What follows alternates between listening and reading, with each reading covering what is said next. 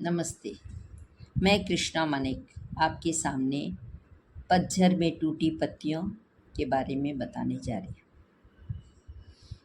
लेखक ने प्रस्तुत पाठ में जो प्रसंग प्रस्तुत किए हैं उनमें पहला प्रसंग है गिन्नी का सोना, जो जीवन में अपने लिए शुभ साधन जुटाने वालों से नहीं बल्कि उन लोगों से परिचित करवाता है जो इस संसार को सबके लिए जीने और रहने योग्य बनाए हुए हैं। लेखक कहते हैं कि शुद्ध सोने में और सोने के सिक्के में बहुत अधिक अंतर है। सोने के सिक्के में थोड़ा सा तांबा मिलाया जाता है जिस कारण अधिक चमक आ जाती है और यह अधिक मजबूत भी होता है। औरतें अक्सर उन्हीं सोने के सिक्कों के गहने बनवाती है। लेखक कहते हैं कि किसी व्यक्ति का जो उच्च चरित्र होता है वह भी शुद्ध सोने की तरह होता है, उसमें कोई मिलावट नहीं होती है। कुछ लोग भी ऐसे भी हैं जो अपने चरित्र में तांबा अर्थात मिलावटी व्यवहार मिला देते हैं। उन्हीं लोगों को सभी लोग व्यवहारिक आदर्शवादी कहकर उनका गुणगान करते हैं।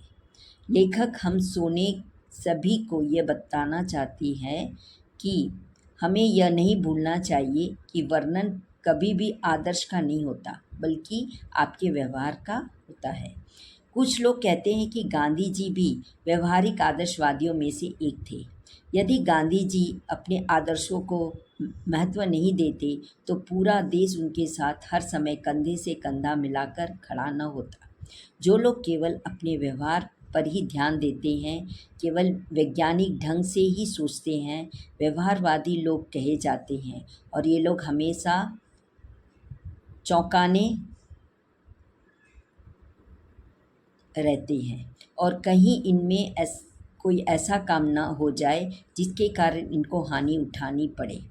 सबसे महत्वपूर्ण बात यह है कि खुद भी तरक्की करो और अपने साथ दूसरों को भी आगे ले चलो, तो यह काम हमेशा से ही आदर्शों को सबसे आगे रखने वाले लोगों ने किया है। हमारे समाज में अगर हमेशा रहने वाले कई मूल्य बचे हैं तो वे सिर्फ आदर्शवादी लोगों के कारण ही बचे हैं। धन्यवाद। दूसरा प्रसंग झेन की देन यानी बौद्ध दर्शन में वर्णित ध्यान की उस पद्धति को याद दिलाता है जिसके कारण जापान के लोग आज भी व्यस्ततम दिन भर के कामों के बीच भी कुछ चैन भरे या सुकून के पल हासिल कर ही लेते हैं। लेखक ने जब अपने जापानी मित्र से वहाँ की सबसे खतरनाक बीमारी के बारे में पूछा तो उसने कहा कि जापान के लोगों को सबसे अधिक मानसिक बीमारी का शिकार होना पड़ता है।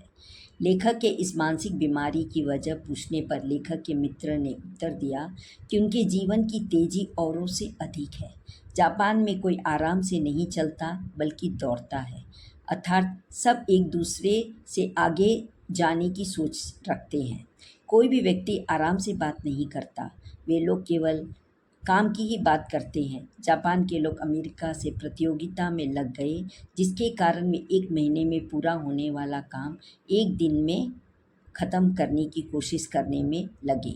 यही कारण है कि जापान के लोगों में मानसिक बीमारी फैल गई है। लेखक कहते हैं कि एक शाम को उनका जापानी दोस्त उन्हें चानोयू अर्थात जापान के चाय पीने की विशेष आयोजन में ले गया। लेखक उनका मित्र चाय पीने के आयोजन के लिए जहाँ गए थे वह एक 6 मंजिल की इमारत थी। उसकी छत पर एक सरकने वाली दीवार थी जिस पर चित्रकारी की गई थी और पत्तों की एक कुटिया बनी हुई थी जिसमें ज़मीन पर चटाई बिछी हुई थी। उसके बाहर बेडौल सा मिट्टी का एक पानी से भरा हुआ बर्तन था। लेखक और उनके मित्र ने उस पानी से हाथ पांव धोकर अंदर गए। अंदर चाय देने वाला एक व्यक्ति था जिसे जाजिन कहा जाता है। उन्हें देखकर वह खड़ा हो गया। कमर झुकाकर उसने उन्हें प्रणाम किया और बैठने की जगह दिलाई। अंगीठी को जलाया और उस पर चाय बनाने वाला बर्तन रख दिया। वह साथ वाले कमरे में गया और कुछ बर्तन लेकर आया, फिर तौलिए से बर्तन साफ किए। ये सारा काम इस व्यक्ति ने बड़े ही सलीके से पूरा किया कि उसकी हर एक मुद्रा या काम करने के ढंग से लगता था कि जैसे जयजयवंती नाम के राग की धुन गूंज रही हो। उस जगह का वातावरण इतना अधिक शांत था कि चाय बनाने वाले बर्तन में उबलते हुए पानी की आवाज़ें तक सुनाई दे रही थी। लेखक कहते हैं कि चाय बनाने वाले ने चाय तैयार की और फिर उन प्यालों को लेकर और उनके मित्रों के सामने रख दिया। जापान में इस चाय समारोह की सबसे खास बात शांति है, इसलिए वहाँ 3 से ज़्यादा व्यक्तियों को नहीं अंदर जाने दिया जाता। वे करीब 1.5 घंटे तक प्यालों से चाय को धीरे-धीरे पीते रहे। पहले 10-15 मिनट तो लेखक को बहुत परेशानी हुई, लेकिन धीरे-धीरे लेखक ने महसूस किया कि उनके दिमाग की रफ्तार कम होने लगी है और कुछ समय बाद तो लगा कि दिमाग बिल्कुल ही बंद ही हो गया है। लेखक हमें बताना चाहते हैं कि हम लोग या तो बीते दिनों की में रहते हैं या आने वाले दिनों में, जबकि दोनों ही समय झूठे होते हैं। जो समय अभी चल रहा है वही सच है और यह समय कभी न ख़त्म कर होने वाला और बहुत अधिक फैला हुआ है। लेखक कहते हैं कि जीना किसे कहते हैं ये उनको चाय समारोह वाले दिन मालूम हुआ। जापानियों का ध्यान लगाने की परंपरा विरासत में देन में मिली है। धन्यवाद।